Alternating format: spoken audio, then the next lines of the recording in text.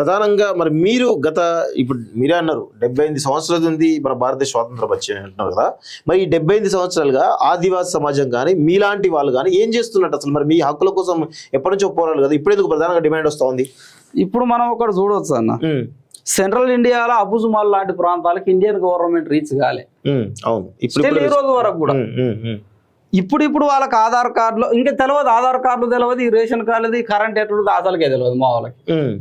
అయితే 1947లో ఎప్పుడైతే స్వతంత్రం వచ్చిందో, 50లో ఎప్పుడైతే రాజ్యాంగం రాయబడ్డదో, 76లో ITDS వస్తాయి, ఇంటిగ్రేటెడ్ డెవలప్మెంట్ ఏజెన్సీస్. అంటే నీకు 50 నుంచి మొదలుకుంటే 75 వరకు కూడా 25 సంవత్సరాల కాలం ఇంకా ఈ ఆదివాసులకి కాన్స్టిట్యూషన్ అనేది పరిచయం అయితే లేదు.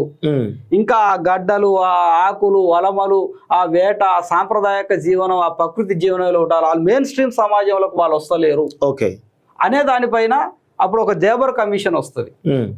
దేబర్ కమిషన్ రిపోర్ట్ ఏమిస్తుంది అంటే, ఇక్కడున్న ఆదివాసులకు పరిపాలన అందాలంటే, ఆ తెగలు మెయిన్ స్ట్రీమ్ లో సమాజంలోకి రావాలంటే జిల్లా కలెక్టరేట్లతో సంబంధం లేకుండా ITDS ఏర్పాటు జరగాలి.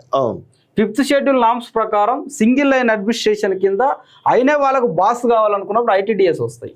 ITDS 76లో వచ్చాయి. మళ్ళీ మా ప్రాంతానికి రావడానికి 80 ఆ టైం పడుతుంది.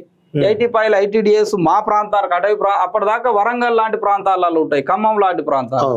85లో మా దగ్గరకు వచ్చినాక వాళ్ళు గిరిజన ఆశ్రమ పాఠశాలలు 90sలో పెట్టుడు, GVVKలు అని కొన్ని స్కూల్స్ ఏర్పాటు చేసుడు, అట్లా కొంతమంది మా లాంటి విద్యార్థులు చదువుకొని 2002 సంవత్సరం నాటికి కొంత అవగాహనకు వచ్చి 2005 వార్ల యూనివర్సిటీల బాటలు బట్టి 2010 నాటికి కాన్స్టిట్యూషన్ చదివే వరకు మాకు ఇంత కాలం పట్టింది. అంటే మీరు 2010 వరకు మీకు కాన్స్టిట్యూషన్ అందులో కొంతమందికి తెలుసు, మీలాంటి వాళ్ళు కొంతమందికే తెలుసు. ఇప్పుడు విప్లవోద్యమంలో మా రోజు వీరన్న వచ్చినప్పుడు కొంత మావోయిస్ట్ పార్టీ వీళ్ళ ఆధ్వర్యంలో ఎస్సీల వర్గీకరణ డిమాండ్ ఎప్పుడైతే వచ్చిందో, సేమ్ టైం లంబాడీల వల్ల కూడా మీకు అన్యాయం జరుగుతుందని వాళ్ళు కొంత అవగాహన కల్పించి మేధావులు తుడుందెబ్బ ఏర్పడిన తర్వాత ABCD వర్గీకరణను తీసుకొని వచ్చారు. 96 నుంచి ABCD వర్గీకరణ అనుకుంటా ఎస్సీ లాగానే ST అనే పద్ధతిని కొనసాగించుకుంటూ వచ్చింది.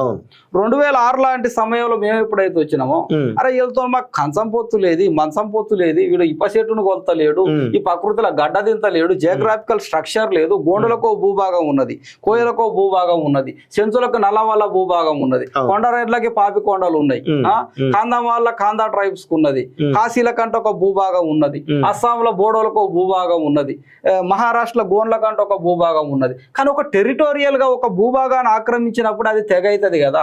మీరంతా ట్రైన్ రూట్లు వెంబడి మైదాన ప్రాంతాలలో వ్యాపార దృక్పథం కలిగి వీళ్ళున్నారు, వీళ్ళెట్ట ట్రైబల్స్ అవుతారు? 100% వీళ్ళు కావడానికి వీళ్ళేది ఏదో మ్యానిపులేషన్ జరిగిందని అప్పుడు మేము డాక్యుమెంట్స్ తీసినప్పుడు వాస్తవంగా కూడా వీళ్ళు ఉమ్మడి మద్రాసులో గాని, హైదరాబాద్ నిజాం స్టేట్ లో గాని ఎక్కడ కూడా వీళ్ళని డాక్టర్ బాబాసాహెబ్ అంబేద్కర్ గారు షెడ్యూల్ తెగల జాబితాలోకి తీసుకురాలేదు.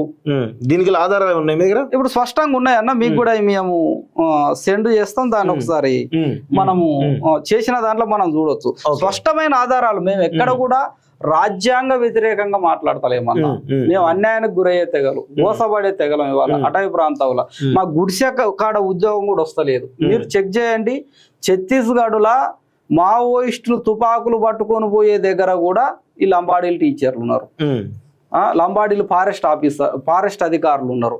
అంటే ఇప్పుడు 100% రిజర్వేషన్లన్నా ఆర్టికల్ 342 ప్రకారం షెడ్యూల్ గ్రామాలుగా గుర్తించిన వారికి మాత్రమే ఉద్యోగాలు ఇవ్వాలి. ఏజెన్సీ సర్టిఫికెట్ అంటారు దాన్ని, ఏజెన్సీ ఏరియా సర్టిఫికెట్ ఉన్న వాళ్ళకే ఆ షెడ్యూల్ ప్రాంత ఉద్యోగాలు ఇవ్వాలి. ఇప్పుడు 1950లో ఏజెన్సీ గ్రామాలు డిక్లేర్ అయినాయి అన్న అక్కడ. మరి 1950లో ఒక్క తండా ఉండదు. తండా లేనప్పుడు తండాలు ఉన్న లంబడోళ్ళకు ఉద్యోగాలు ఎట్లా వస్తాయని నేను అంటాను. అది కాన్స్టిట్యూషన్ లో వైలెన్స్ కాదా? నీకు బయట రిజర్వేషన్ నువ్వు ఎట్లాగో తింటాను, చివరికి అటవీ ప్రాంతంలో ఉన్న ఉద్యోగాలు కూడా ANM గాని, ఫారెస్ట్ బీట్ ఆఫీసర్ కానీ, టీచర్స్ కానీ, సింగరేణి కాలరీస్ కానీ, డ్రైవర్లు, అగ్రికల్చర్, ఇట్లా మొత్తం 29 సెక్టార్లకు సంబంధించిన ఉద్యోగాలు వీళ్ళ మంత్రులు ఉంటారు. రాత్రి వీళ్ళకి ఏజెంట్ సర్టిఫికెట్లు వస్తాయి. డిఎల్సీలో POనో కలెక్టర్ ఉంటే వాళ్ళకి ఫోన్లు చేసి చెప్తారు మా లంబడోలో ఆగొద్దని, వాళ్ళకి DLC అప్రూవల్ అవుతుంది. మా వాళ్ళు మాత్రం 7-8 సంవత్సరాల పాటు DLC పెట్టడు, నీకు ఇది లేదు, నీకు అది లేదు, నువ్వు గూడెం లేదు, నీకు 50, మాకు ఇప్పుడే పట్టాలు లేవు. ఇక 50ల పట్టాలు ఉంటాయన్న మాకి గూడెము తెగనే నిర్ధారం కావాలి. ఆ రకంగా అక్కడ ఉద్యోగాలు కూడా ITDS ఇప్పుడు నువ్వు తీసినా గానీ 90% ఎంప్లాయ్మెంట్ వాళ్ళ లంబడోలు అక్కడ స్థానిక ఉద్యోగాలు దోసుకున్న పరిస్థితి ఉన్నది. 6% రిజర్వేషన్ కాదు, స్థానిక ఉద్యోగాలు కూడా ఎప్పుడైతే మేము కోల్పోయి నిరుద్యోగుల మారినామో బోసపడతానమో ఇవాళ ఈ మూమెంట్ ను మనం తీసుకొని వచ్చినాం. ఈ మూమెంట్ కూడా ఒకలో కేసీఆర్ స్టార్ట్ చేసిండ్రు అంటారు, ఒకలో రేవంత్ రెడ్డి కూడా. మాకేం అవసరం అన్న, కేసీఆర్ 10 సంవత్సరాలలో ఈ జెండా వాళ్ళు ఎప్పుడైనా గెలవనిచ్చిండా? తెలంగాణ మైదాన ప్రాంతం వరకే దిక్కులేదు కేసీఆర్ కలుసు. ఇక మాకు ఈ జెండా రానిస్తాడా? ఆయన ఎప్పుడు కుట్ర చేసిండు. గతంలో ఆదిలాబాద్ వేదిక కూడా ఆ ఆదివాసీ వర్సెస్ లంబాడి అనే పెద్ద గొడవ జరిగింది. ఆ క్రమంలో అక్కడ కరెంట్ ఆఫ్ చేసారు, నెట్ లేకుండా అక్కడ న్యూస్ బయటికి రాకుండా చాలా పెద్ద చేశారు. మళ్ళీ ఆ ఉద్యమం ఎందుకో నీరు గారిపోయింది కదా, దీనికి గల కారణం ఏంటి అసలు? ఇప్పుడు వాస్తవంగా ఎట్లుంటది అంటే అన్న, 2010లో మేము ఎప్పుడైతే ఉద్యమం మొదలు పెట్టినాము, 2011లో సెంట్రల్ మినిస్టర్ బలరాం నాయక్ మా లాంటి విద్యార్థుల కేసులు పెట్టి జైలు పంపుతాడు. ఇమీడియట్లీ మళ్ళీ ఆదివాసీ స్టూడెంట్ యూనియన్ దాని స్టెప్ తీసుకొని కొంత డాక్యుమెంటేషన్ చేసుకొని ఈ ఉద్యమాన్ని ఎట్లా తీసుకురావాలి, మావోయిస్టు ప్రభావిత ప్రాంతాలు కాబట్టి మావోయిస్టు కేసులు కూడా మా మీద పెట్టడానికి అక్కడ అవకాశాలు ఉన్నాయి కాబట్టి ఒక MP ఉండేది ఉంటే డెమోక్రాటిక్ నేచర్ వస్తుంది ఈ ఉద్యమానికి అని స్వయం బాబురావు తుడుందెబ్బ బ్యాక్గ్రౌండ్ నుంచి వచ్చిన క్యాండిడేట్. ఆ వ్యక్తిని మనం తీసుకొని వచ్చి తుడుందెబ్బ రాష్ట్ర అధ్యక్షునిగా చేసి రాబోయే ఉద్యమానికి మావోయిస్టు ముద్ర ఉండొద్దు, మేమంతా డెమోక్రసీ పాలసీలనే పోరాటం చేస్తాం అనేది తీసుకురావాలంటే ఆ నేచర్ తీసుకొచ్చినప్పుడు వచ్చింది ఆ ఉద్యమం అన్న.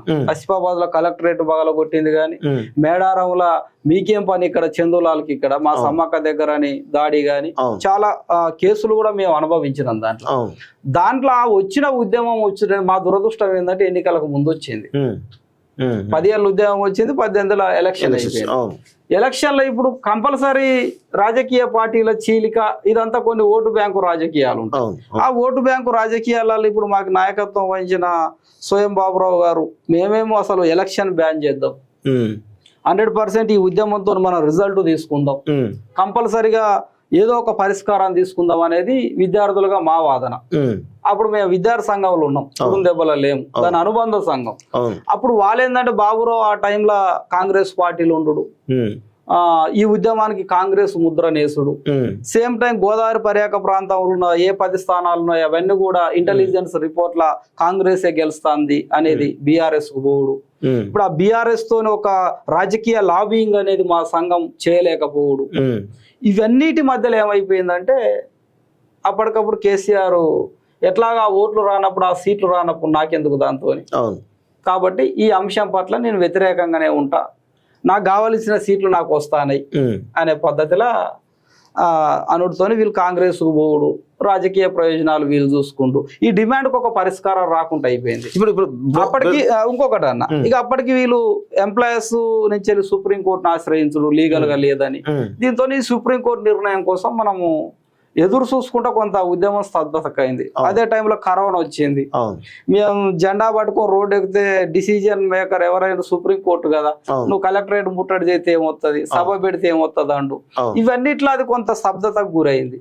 ఇటీవల కాలంలో సుప్రీంకోర్టులో మన తెల్ల వెంకట్రావు ఆయన ఒక ఎమ్మెల్యే కాబట్టి ఇమీడియట్లీ సుప్రీంకోర్టు ఏం చేసిందంటే అసలు వీళ్ళు ఎస్టీలా కాదా, ఒక ఎమ్మెల్యే క్యాండిడేట్ వచ్చి ఇక్కడ కేసు ఫైల్ చేసిండు కాబట్టి మాకు ఇమీడియట్లీగా రిపోర్ట్ కావాలి అని సుప్రీంకోర్టు అడుగుతుంది. సుప్రీంకోర్టు ఇప్పుడు ఎమ్మెల్యే కేసు వేసిండు కాబట్టి సుప్రీంకోర్టు ఇమీడియట్లీగా ఆదివాసీ భద్రాచలం కాన్స్టిట్యున్సీ ఇప్పుడు ఆయన ఎమ్మెల్యే కాబట్టి సుప్రీంకోర్టు తొందరగా రియాక్ట్ అయింది. ఇంప్లీడ్ పిటిషనే మళ్ళా 2018లో ఎంప్లాయీస్ వేసిన పిటిషన్ ఉంటది, ఇంప్లీడ్ అయ్యి మళ్ళీ అప్పటికప్పుడు ఏసుడుతోనే ఇప్పుడు రాష్ట్ర ప్రభుత్వాన్ని అడుగుతుంది.